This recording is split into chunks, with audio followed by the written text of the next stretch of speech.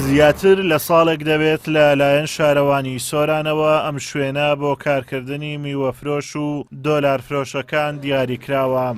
هەر فرۆشیارێک بڕی 50,000 دیناری بۆ دروستکردنی کەپر لێوەرگیراوە، بەڵام شوێنەکە تا ئێستا بە تەواو نەکراوی ماوەتەوە. لەو کاتەوە ئەو کاسبکارانە لە سەرشەقامەکان دەرکراون و وەک خۆشیان دەڵێن شوێنیشیان پێنەدراوەتەوە.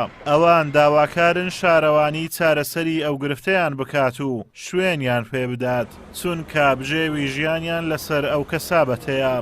ماوەی 2 ساڵە ئەمە بێجێگا ماینەوە.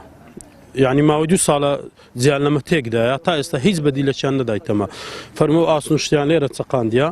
ئەو 2 ساڵەوە لە ساڵی 2010 بۆ 2020 ئەو ئاسنانە هەلە جێ خۆینە لایەنێکم کاکیانەوە ئاسنانە تێکدەن یان دابەشی کەنە سە خەڵکی بە خەڵکی ئیسفادەی لێ بکە. یعنی ئێستا عالیان 4 نەفەرەوە لە جومعەیەوە لە سزنێنە دوێنێ کەش ئاکمبەری نەدان 12 ڕۆژ کێلۆ درێژکردن. ئاخر ئەوە بە سیاسایەک بە قانونێک کابرا تەڵەبەیە سبەینە فەرموو ئیمتیحانی ئەگەر هەوڕۆ بەرنەدرێن ئەوە خوێندنی ئەو ساڵی ڕۆیی بە تەکید ئەو شوێنە و چەندین جێیدی کە لەو سەری کە وعدیان پێداین بندرێتێ دیارە ئێرە بە حساب نازام وایان نارن گویا ساحبەکی لێ پێیا بۆ ئەرە نابی دابەش بکەن. خودەوە پێنەداوە چێکردی کۆدابیتە بۆ تەرەفرۆشەوە ئەوە گەڕاژ بیلمە تێکدا ما دوکان لێرە بین دڵ سیدە کۆ هێسەورە دۆهێ لێرە ڕواستیتن مەجی شوڵە خود کرد بازارە کرد ئەو ڕووکە ئەو ئۆسنەتینە دۆنەیرە نە تەرەفروش دیارە نە دەنە فەقیرێکی هوتوە مای چتش دیانی ئەم حەسکانیانی تشتێکی لێکانی دی چۆ ئاسنانە ڕۆکەم بیتە و گەڕا چ جارایدی تەرەفروشە بینێرە. سەبارەت بە کێشەی ئەو کاسبکارانە شارەوانی سۆران دەڵێت ئێمە بۆ میوەفرۆشەکان شوێنمان بۆ دیاریکردن،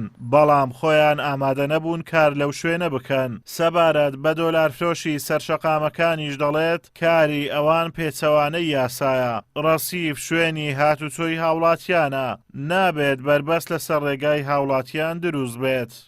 سەبارەت بە فێقی فرۆشان ساڵێک بەر لە ئێستا شوێنمان بۆ تەرخان کرد، مەسح و ڕاستکردنەوەی زەویەکەمان بۆ کرد، نوێنەریان ئامادە بوو لەگەڵمان تەختیتمان کرد، بەڵام خۆیان ئامادە نەبوون، شوێنەکان پێ گونجاو نەبوو، نازام هۆکارەکە چ بوو، ئامادە نەبوون لەو مۆقعی هەڵستن بۆ ئیشکردنەی.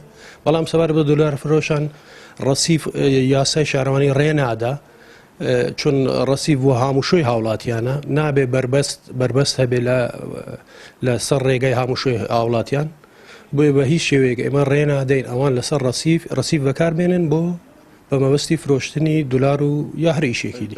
ڕێژەی بێکاری لە هەرێمی کوردستان لە هەڵکشانە و گەنجانێکی زۆر بێکارن. هۆکارەکەشی بۆ بێپلانی حکوومەتی هەرێمی کوردستانە. لە زۆرینەی شار و شارۆچکەکانی هەرێمی کوردستان کێشەی کاسبکارانی سەرشەقام هەیە و حکوومەتی هەرێم پاش 29 ساڵ لە حکومڕانی نەیتوانیوە ئەو گرفتە چارەسەر بکات و هەر جارەی لە شوێنێک سەدان کیلۆ میوە دەبێت بە دەمی شۆفەڵەکانی شارەوانیەوە کە ئەمەش نیگەرانی و ناڕەزایی زۆری بەدوای خۆی داهێناوە. ئازاد و مەراوەی کەناڵی ئاسمانی پەیام، قەزای سۆران.